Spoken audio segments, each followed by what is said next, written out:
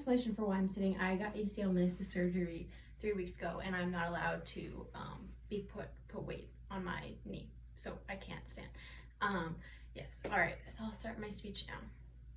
All right. I want to take everyone back to elementary school, and you're sitting on the edge of your seat because recess is in 10 minutes. And you're just sitting, waiting for the teacher to say it's time to line up. You're watching the clock. You're just so excited so you can get outside and go on the playground with all your friends. The teacher finally says that it's time to line up. So you go over, you line up, you get in line in alphabetical order or whatever you did in elementary school. And she finally lets you go out the door and you sprint out. Some of you may have sprinted down to monkey bars to go and do gymnastics or to learn random new tricks. Some other you guys may have gone onto the swings and try not to get married while on the swings. Others may have gone to play foursquare, two-hand touch football, some cops and robbers. The list goes on and on and on. Regardless, recess was the best time of the day in elementary school, undoubtedly. People may ask, like, oh, what's your favorite class? But everyone knew recess was really the best part of the day.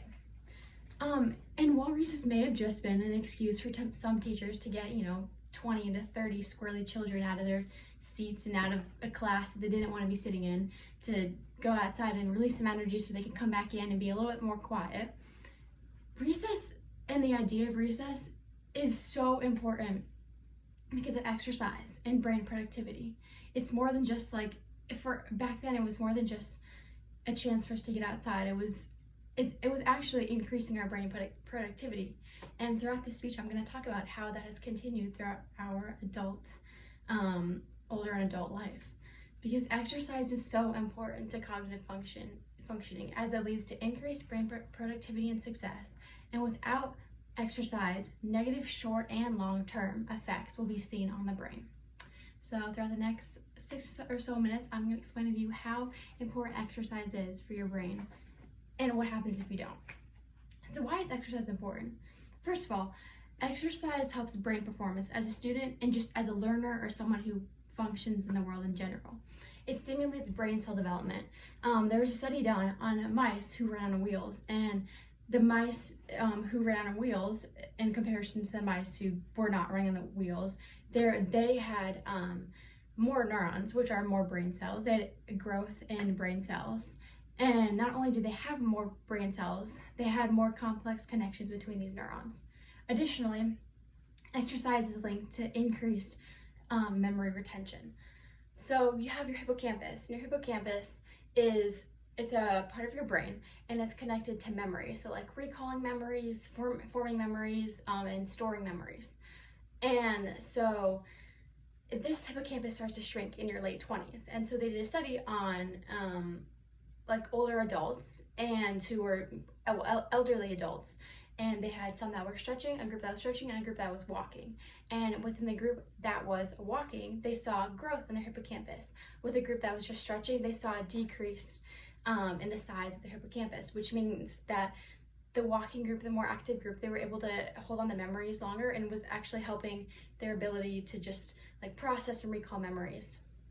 Additionally, exercise stimulates brain cell development. Wrong thing. Exercise helps to increase focus and concentration. So a Canadian school had kids, just before some of their classes, they had treadmills or bikes that they would go on for about 20 minutes before their classes. And the teachers found that with the kids who were taking part in exercise before the classes, they had much increased just retention, able to pay attention, able to learn, and just they were better behaved overall in comparison to students who are not. Additionally, exercise helps to boost your mood and to relieve stress. We all know that, but it's a very important thing to remember. And lastly, physical fitness and executive function are linked. So executive function are skills you use to manage everyday tasks, such problem solving, planning, and just anything, if you're trying to, take an exit off of the highway to go back to where, driving back home, that's executive functioning. And so executive functioning and brain health are seen to be connected.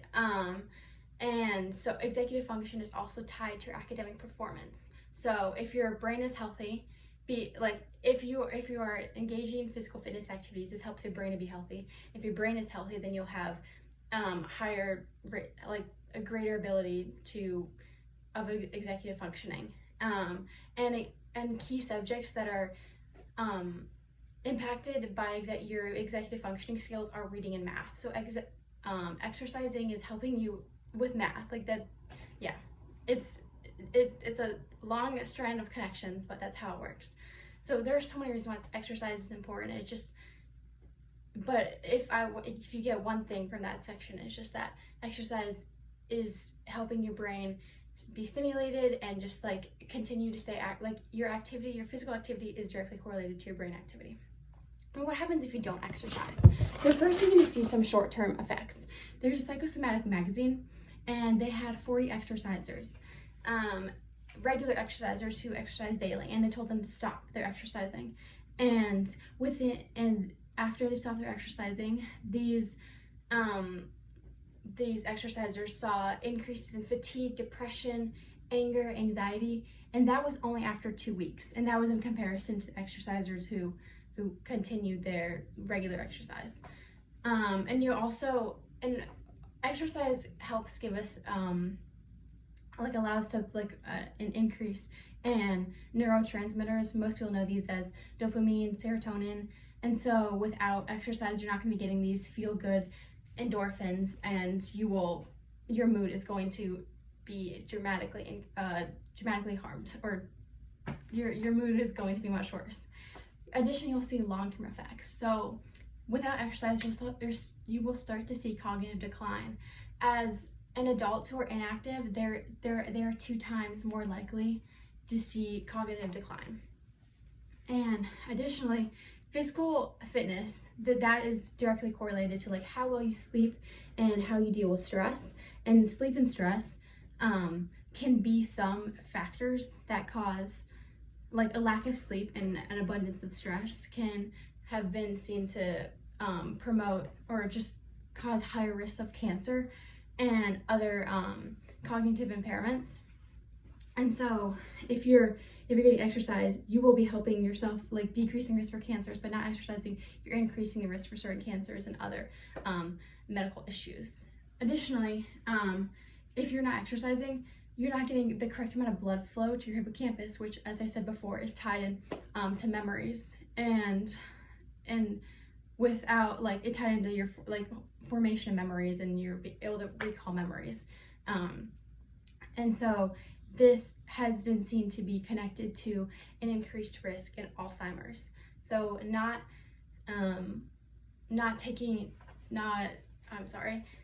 exercising, you are increasing risk for Alzheimer's.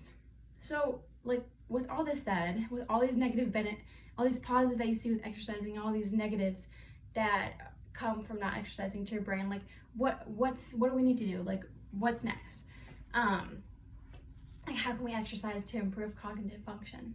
So the minimum necessary amount of exercise that you need to increase your brain function was studied by Western Kentucky University, and they found that 3 times a week of 20 minutes a day of moderate intensity exercise is the minimum amount that you need to keep your brain, stimulating your brain blood flow to your brain. And this can be Harvard's Dr. McGinnis explained this perfectly, I think. He said that we should treat exercise as a prescription medicine. So it's not something that I don't want to take my aspirin today, I don't want to take my blood thinners today. If you don't take it, you will see serious consequences with your health and your life and longevity. You are putting your life at risk. In that same train of thought, that's how we should be treating exercise.